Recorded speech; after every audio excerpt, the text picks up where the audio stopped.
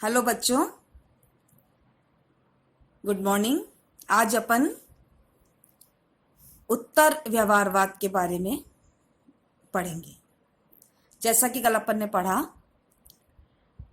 कि व्यवहारवाद एक क्रांति के रूप में आया और हर क्रांति की तरह कुछ समय तक ही वह टिका रहा हमारे विषय राजनीति विज्ञान में, और करीब 20 वर्षों में विभिन्न व्यवहारवादियों में आपसी मतभेद उभरकर सामने आए और विभिन्न व्यवहारवादियों में एक विवाद शुरू हो गया और उनमें से बहुतों ने सुधार की आवश्यकता पर बल दिया। यद्यपि व्यवहारवाद को पूर्णतः अस्वीकार करने की बात तो किसी ने नहीं करी, परंतु सभी विद्वानों ने, विचारकों ने इसके कट्टरवाद को दूर करने की आवश्यकता पर बल दिया और भविष्यवादी बनने का समर्थन किया। इसलिए उन्होंने व्यवहारवादी अनुसंधानों के अनुभवों और व्यवहारवाद की समस्याओं की जांच करने की आवश्यकता पर अधिक बल दिया और स्वयं भी इसकी विवेचना करी। वह राजनीतिक वैज्ञानिक जिन्होंने व्यवहारवाद को स्वीकार तो किया, परंतु जिन्होंने साथ ही साथ इसमें सुधार की भी मांग करी, और वो वे विचारक उत्तर व्यवहारवादी कहलाने लगे और उन विद्वानों के विचारों को उत्तर व्यवहारवाद का नाम दिया गया, पोस्ट बिहेवियरिज्म का नाम दिया गया। जहां तक उत्तर व्यवहारवाद के आगमन के कारणों का प्रश्न है, सितंबर 1969 में अमेरिकन पॉलिटिकल साइंस एसोसिएशन के 65वें अध्यक्षीय भाषण में डेविड ईस्टन, जो स्वयं एक व्यवहारवाद का प्रबल समर्थक व्याख्याकार रहा, व्यवहारवाद की स्थिति पर तीखा प्रहार करते हुए और अपने पिछले अनुभवों के प्रकाश में और समाज की आवश्यकता अनुसार व्यवहारवाद में सुधार की आवश्यकता पर बल देता है कि व्यवहारवाद में बहुत सारी कमियां रह गई हैं, इसलिए हमें इसमें कुछ परिवर्तन करना पड़ेगा, तभी हमारा विषय सफल होगा और आगे बढ़ेगा। डेविड ईस्टन ने स्वीकार किया कि व्यवहारवाद के नाम पर हम व्यर्थ और अनुचित अनुसंधानों पर अपना सारा समय वेस्ट कर रहे हैं, नष्ट कर रहे हैं। इससे कोई लेना देना नहीं है, सारा समय व्यर्थ हो रहा हमारा। डॉक्टर एसपी वर्मा के अनुसार जिस समय व्यवहारवादी तकनीक को विकसित करने, नई नई टेक्निकों को अपनाने में और विभिन्न दृष्टिकोणों और सिद्धांतों को बनाने में लगे हुए थे, उस समय जो हमारा अमेरिकी समाज था बहुत से सामाजिक, आर्थिक, सांस्कृतिक संकटों का सामना कर रहा था, जिसके बारे में व्यवहारवादी बिल्कुल अनभिज्ञ थे। क्यों थे? क्योंकि वो केवल तकनीकों में उलझे थे, उनको और किसी कोई लेना देना नहीं था। अमेरिकी समाज में निरंतर विरोध बढ़ रहे थे और इस विरोध के जो कारण थे, जैसे नागरिक अधिकार आंदोलन, श्वेत और अश्वेत लोगों में तीखा विवाद, अमेरिकी समाज में उभर रही कई प्रकार की दरारें, उनके बीच विचारों के बीच विवाद और वियतनाम युद्ध को लेकर अमेरिकी युवकों का युद्ध विरोधी आंदोलन और उस समय परमाणु युद्ध का भी खतरा, ये कुछ ऐसे कारण थे उस समय अमेरिकी समाज में उभरकर हमारे सामने दिखाई दिए। ऐसी परिस्थितियों के बारे में ना तो परंपरावादी राजनीति वैज्ञानिकों ने विचार किया और न ही व्यवहारवादी ने। दोनों जो परंपरावादी विचारक थे, व्यवहारवादी विचारक थे, उन्होंने इस ओर ध्यान नहीं दिया। व्यवहारवादी केवल तकनीकी मूल्य निरपेक्षता में उलझे रहे, उन्होंने उन समस्याओं को ध्यान नहीं दिया और डेविड ईस्टन जैसे कुछ व्यवहारवादियों ने इस कमी को अनुभव करते हुए कुछ प्रश्न किए और क्या कहा, क्या हमें विषय के अपरिवर्तनशील स्वरूप को बनाए रखना चाहिए? क्या हमारे लिए आवश्यक नहीं कि हम परिवर्तित होने वाली स्थितियों को परखें और पुराने विचारों पर पुनः विचार करें और उनको आवश्यकता अनुसार सुधारने के लिए तैयार रहें? यानी जो डेविड ईस्टर है, जो व्यवहारवाद का समर्थक है, उसने खुद ने इस व्यवहारवाद में कुछ कमियां देखी और प्रश्न किए, क्या हमारा दायित्व नहीं है, क्या हमारा कर्तव्य नहीं है, क्या इस बात की आवश्यकता नहीं है कि हम परिस्थितियों को मद्देनजर रखें, उसको परखें, जांचें और उन विचार पर पुनः विचार करें और आवश्यकता अनुसार सुधारने का प्रयास करें। इन प्रश्नों के साथ कई समस्याओं पर विचार करने के पश्चात व्यवहारवादियों ने व्यवहारवाद को पूर्णतः प्रासंगिक और एक्शन ओरिएंटेड, क्रियान्मुख बनाने की आवश्यकता को स्वीकार किया। ये दो इंपॉर्टेंट चीजें उत्तर व्यवहारवाद की, प्रासंगिकता और कर्म। व्यवहारवाद दिशा के संबंध में जो विद्यमान असंतोष ने अपने में सुधार करने के लिए प्रेरित किया और बहुत से विचारकों ने सुझाव प्रस्तुत किए और उत्तर व्यवहारवाद अस्तित्व में आता है। मुख्य तौर पर कुछ ऐसे तत्व जो उत्तर व्यवहारवाद के आगमन के लिए प्रमुख रहे हैं, जैसे व्यवहारवादी तकनीकों के विकास में उलझे रहे जो उनकी दृष्टि में गलत था। इस दौरान कुछ सीमित अनुसंधान ही हुए, जो रिसर्च वर्क हुआ बहुत लिमिटेड हुआ और सिद्धांत निर्माण की प्रगति, थ्योरी बिल्डिंग की जो प्रगति है, बहुत धीमी रही। मूल्य रहित राजनीतिक अध्ययन की जो वकालत व्यवहारवादी ने की, उसकी कड़ी आलोचना है और इस प्रवृत्ति को छोड़ने की आवश्यकता महसूस की गई। नेक्स्ट, सामाजिक परिवर्तन और राजनीति से संबंधित सभी तत्वों और शक्तियों के अध्ययन की आवश्यकता ने भी उत्तर व्यवहारवाद के आगमन को आधार बनाने का प्रयास किया। तो क्या स्पष्ट हुआ? व्यवहारवादी को तकनीकें, सीमित अनुसंधान, सिद्धांत निर्माण की प्रगति धीमी, मूल्य रहित अध्ययन, सामाजिक परिवर्तन से कोई सरोकार नहीं, कुछ ऐसे आधारभूत तत्व हमारे सामने आए जो उत्तर व्यवहारवाद के आगमन की बात करते हैं। अब प्रश्न उठता है कि उत्तर व्यवहारवाद है क्या? ये है परंपरावाद की पुनरावृत्ति नहीं है। उत्तर व्यवहारवाद को परंपरावाद से मिलाना उचित नहीं है, यद्यपि दोनों ही व्यवहारवाद के प्रति आलोचनात्मक दृष्टिकोण रखते हैं। दोनों से मतलब परंपरावाद और उत्तर व्यवहारवाद। लेकिन जहां परंपरावाद ने व्यवहारवादी दृष्टिकोण के औचित्य को मानने से इनकार कर दिया कि व्यवहारवाद कुछ भी नहीं है, वहीं राजनीति शास्त्र की पुरानी परंपराओं में विश्वास व्यक्त किया। किन्होंने? परंपरावादी विचारकों ने। वहां उत्तर व्यवहारवादियों ने व्यवहारवाद काल की उपलब्धियों को स्वीकार किया, लेकिन साथ ही हमारे विषय राजनीति विज्ञान को नई दिशाएं प्रदान करने की इच्छा प्रकट की। डेविड ईस्टर ने माना उत्तर व्यवहारवाद भविष्यवादी है, इसने राजनीति शास्त्र को नवीन दिशाएं दी। तो पहला कारण क्या हो गया कि परंपरावाद की पुनरावृत्ति नहीं है। दोनों इसका विरोध कर रहे हैं, लेकिन परंपरावाद बिल्कुल व्यवहारवाद को नकार रहा है और उत्तर व्यवहारवाद में सुधार की बात कर रहा है।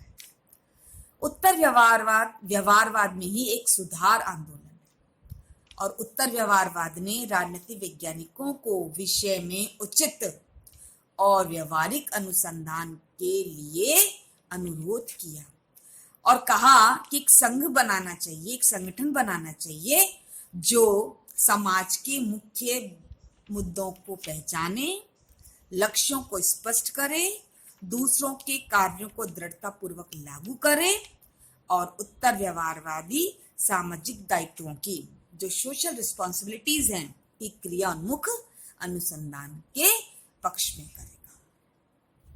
नेक्स्ट नंबर, उत्तर व्यवहारवाद के मुख्य दो स्तंभ प्रासंगिकता और क्रियान्मुख, यानी अनुसंधान और सिद्धांत निर्माण। जो रिसर्च वर्क है, जो थ्योरी बिल्डिंग है, वो वास्तविक सामाजिक स्थितियों और राजनीति की कठोर वास्तविकताओं से संबंधित होना चाहिए और राजनीतिक वैज्ञानिकों को समाज में रचनात्मक और क्रिया युक्त भूमिका निभानी चाहिए। अर्थात जो समाज का पढ़ा लिखा वर्ग है, जो अपनी सकारात्मक और रचनात्मक और क्रियायुक्त भूमिका निभा सकता है यदि हमें राजनीति के कठोर वास्तविकताओं से आगे बढ़ना है और सामाजिक स्थितियों को मद्देनजर रखते हुए रिसर्च वर्क और सिद्धांतों का निर्माण करना है। तो इस प्रकार हमने क्या स्पष्ट किया, उत्तर व्यवहारवाद क्या है। जिन्होंने 3 प्रमुख बातों पर बल दिया, उत्तर व्यवहारवाद परंपरावाद की पुनरावृत्ति नहीं है, उत्तर व्यवहारवाद व्यवहारवाद में ही एक सुधार आंदोलन है, और उत्तर व्यवहारवाद के 2 प्रमुख स्तंभ प्रासंगिकता और कर्म, ये 2 प्रमुख स्तंभ हैं। डेविड ईस्टन ने उत्तर व्यवहारवाद की 7 मान्यताओं को बताने का प्रयास किया, विशेषताओं को बताने का प्रयास किया, जिनमें प्रमुख है साधनों के साथ साथ अध्ययन विषय को भी उचित और प्राथमिक महत्व मिलना चाहिए। जैसा कि स्पष्ट है,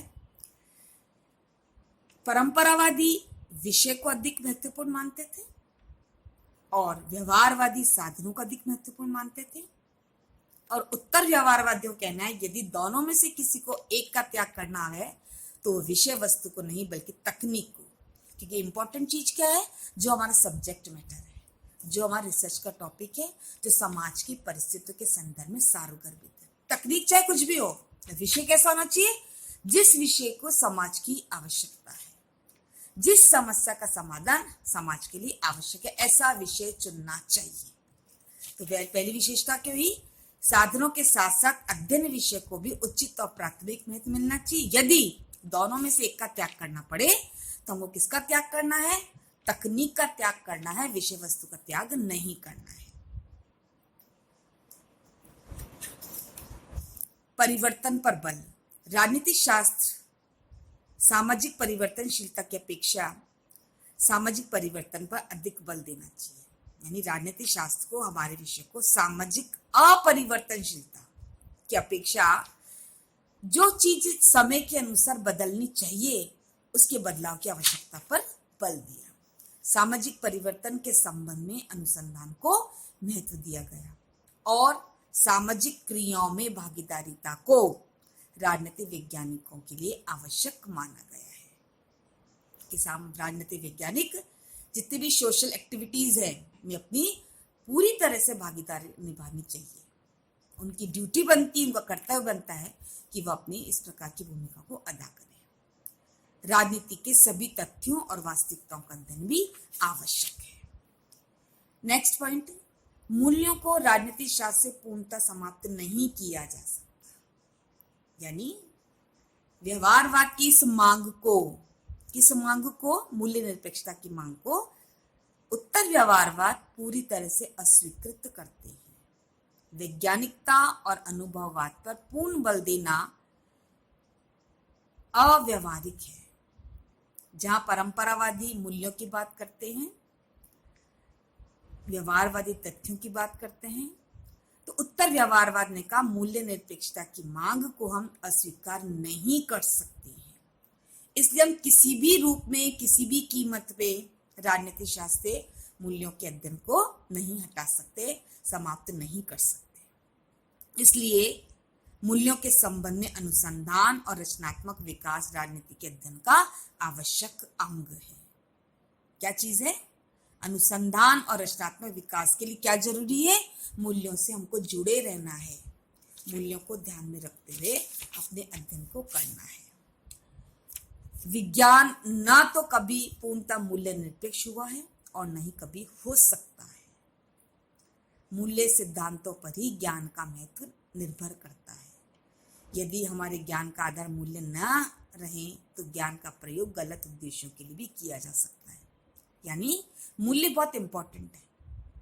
यदि जो हमारे में ज्ञान है, जो नॉलेज है हमारे में, उसका आधार मूल्य नहीं होंगे तो हम अपने ज्ञान का प्रयोग गलत उद्देश्यों के लिए भी कर सकते हैं, गलत रास्ते को चुन सकते हैं। नॉलेज तो है, ज्ञान तो है, लेकिन हमारी वैल्यूज कहीं ना कहीं डगमगाती है।